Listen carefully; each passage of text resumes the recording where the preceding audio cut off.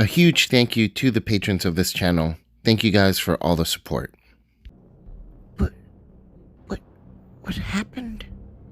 Oh, headache. Blood. It's all over me. Is it paint? No, it can't be. It's definitely blood. That place, the spires, the two suns. How did I get back?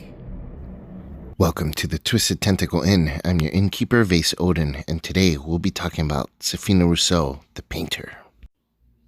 Tahitian-born Sefina Rousseau always had a talent for art. Even from a young age, something about her paintings drew the admiration of art collectors. It was one such mysterious collector who came from Paris one day and offered Sefina a sponsorship. Of course, there's always a catch. The mysterious benefactor required someone with a steady hand and detail-oriented eye in order to make forgeries of valuable works of art. Sefina was happy to leave Tahiti and see the world, and all of her dreams could come true now that she had the freedom to paint what she wanted. After all, she now had a steady stream of income she could count on. But one thing she didn't count on was just how much she would enjoy making forgeries. That is, until an anonymous stranger commissioned her to paint a surreal panorama of an alien place called Carcosa. Sefina was captivated by the mystery of the landscape and obsessively ensured every inch was perfect. When her brush caressed the canvas for the final stroke, she was hurled into the mysterious world depicted in the painting. She was nearly killed by the experience, but managed to somehow return to reality, covered in blood and paint. Now obsessed with her experience, Sefina has become determined to uncover the secrets of Carcosa and the mysterious painting of the mesmerizing city and its twin suns. In Arkham Horror the card game, Sefina Rousseau is a rogue with 5 health and 9 sanity. She has a willpower value of 4, an intellect of 2, a combat of 2, and an agility score of 4. Her special ability reads, Forced, when you withdraw your opening hand, draw 13 cards instead. Choose up to 5 events and place beneath this card and keep 8 cards as your opening hand. Discard the rest, and you cannot mulligan. Action. Choose an event beneath this card and draw it. Does not provoke attacks of opportunity. Her Elder Sign effect is a +3. You may choose an event beneath this card and draw it. Sefina's deck building requirements are Rogue cards level 0 to 5, Neutral cards level 0 to 5, and Mystic cards level 0 to 2. She gets 3 copies of her signature card and 1 copy of her signature weakness. Let's take a look at those. Sefina's signature card is a neutral event with the spell trait. It has a willpower icon, an agility icon, and a wild icon. And it says, cannot be placed beneath Sefina Rousseau. Play the painted world as an exact copy of a non-exceptional event that is beneath Sefina Rousseau. Remove the painted world from the game instead of discarding it. So Sefina's signature card plays to her special ability in that it interacts with her cards that are put under her at the beginning of the game when you draw your opening hand. And you can copy any one of those 5 cards that are still under her and play them using the painted world. Since you get 3 copies of her signature card, that means that one of the events or several of the events in beneath her card can be copied throughout the game several times. So you may have one card that you really want to play multiple times. Well, now in a Sefina deck, you can actually end up having up to 5 copies of that card in your deck if you're able to manage to draw it in your opening hand and play the painted world 3 times within a given game. Since the painted world makes an exact copy of an event once you play it, there are many traits that the painted world will take on once it becomes a copy of another card. So, say the fast keyword. When you play the painted world and you're copying an event with the fast keyword, it will gain that keyword as well. So that is something very important to keep in mind. Because of the unique way that the painted world interacts with other cards in the game, FFG has had to add a few clarifications for how it plays with certain other cards. For example, Delve Too Deep. If you use the Painted World on Delve Too Deep, you will copy the event, but as soon as the Painted World hits the victory display, it reverts back because the card has left play. It does revert back to its original form, so you do not get an extra victory point out of it. A card like Uncage the Soul, which allows you to play a spell event reducing its cost by up to 3 resources, can be used on the Painted World. But the problem is, the Painted World on its own doesn't cost any resources to play. So using Uncage the Soul on it really will not benefit you in any way. As soon as the Painted World becomes another card, it takes on those traits of that card. So unless you're copying a spell card with the Painted World, you really won't benefit from Uncage the Soul.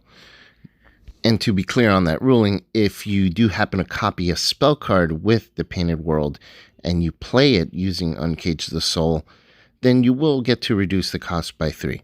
So that does still work that way. And a card like, say, Double Double, and using the Painted World, if you play the Painted World and have Double Double on the table and plan to use it with the Painted World, you can actually copy 2 different cards with the Painted World. So you can actually use the Painted World to copy a different card than you originally copied. So that's pretty interesting how that works, actually. Sefina's signature weakness is the Stars of Hyades. This is a weakness that I consider to be pretty middle of the road in terms of impact. It basically makes you lose an event from beneath Sefina, and if you can't, you take 1 damage and 1 horror. It's not terrible. At the wrong moment, it can be pretty headache-inducing, but there are definitely far worse weaknesses out there. Now, one thing that can potentially be more impactful is that you have a high probability of drawing it more than once per game if you happen to draw it early in the scenario. But even then, I don't think this card is one that's going to completely derail your game like some others can. Alright, let's talk about Sefina's special ability. Basically, her special ability is unique, and that's basically tied to her deck building. What I mean is that the way her ability will benefit you entirely depends on which events you add to your deck. So if you only pack combat events, her ability becomes a combat ability. If you pack resource generation events, her ability becomes a resource generation engine, and so on. This is actually pretty great because it gives Sefina more control with which role she'll fit in within a multiplayer game versus someone like, say, Carolyn Fern, whose ability strictly forces her to at least fall into a bit of a healer in a group. With Sefina's ability, you can be the clue gatherer, the combatant, the deck manipulator, or whatever you want. With the game's card pool getting bigger, Sefina's options have grown exponentially, but it also has become more difficult to build Sefina decks if you're not too careful. Many Sefina players experience serious inconsistencies in the performance of their decks, and this is no coincidence. I found that for me, if I want consistency in Sefina, I generally want to make my events package mostly single-minded. All other cards can support everything else. For example, if I make my events package mostly about getting clues, I pack events that move me towards that purpose, like Drawn to the Flame, Intel Report, and Read the Signs. Then, I make most of my assets and skills support combat and dealing with treacheries. Or vice versa. I found that this deck building strategy for Sefina has tremendously improved her consistency for me. To be clear, I'm not saying that all of your events should be geared toward that purpose, but a majority should be if you want consistency. Another choice I generally consider when building Sefina, due to her equally good defensive stats in willpower and agility, is whether I want my assets to focus on one or the other. I believe this is pretty important because spreading out between the two can also lead to inconsistencies in her gameplay. Both are viable options, and you may want to make that choice after figuring out your events package. So if, say, you choose a clue gathering events package, you may want your assets to focus on combat, resource generation, or evasion. Cards like Shriveling and Wither can help with combat, where if you want to focus on resource generation, you can pack assets such as Lone Wolf and Henry Wan. Just kidding. Don't put Henry Wan in your deck, please. You can really leverage Sefina's ability to fill a number of different roles. With the rogue card pool, you can lean heavily into resource generation and become a very wealthy investigator, using pump cards or expensive assets to help you win. You can use the Mystic events for clue gathering, evasion, and combat spells, or deck and chaos bag manipulation with events like Deny Existence, Dark Prophecy, and Premonition. You can even work up a mobility strategy with something like Open Gate, Elusive, and Astral Travel. There are tons of fun things that you can do with Sefina. The fact that your initial hand draw is about a third of your deck is a huge benefit, and with the right deck can lead to quite the opposite of inconsistency. Not only that, but tarot cards that begin in play if they're in your opening hand are also very good in Sefina, mostly because of the large amount of cards in your opening hand. Now, let's talk about her flaws. Clearly, her combat and intellect are very low, but in reality, that's not that huge of a deal. Willpower can be Sefina's combat stat due to her access to Mystic cards. Intellect can be replaced with events that help you get testless clues, or even by using Mystic cards that rely on willpower. The best part about Sefina's stat line is that she's the only rogue to pack a decent willpower. With most treacheries forcing skill checks in willpower and agility, Sefina's pretty well prepared for the Mythos phase right out of the box. In my opinion, it's actually her extremely low health score that can present the biggest challenge for Sefina players.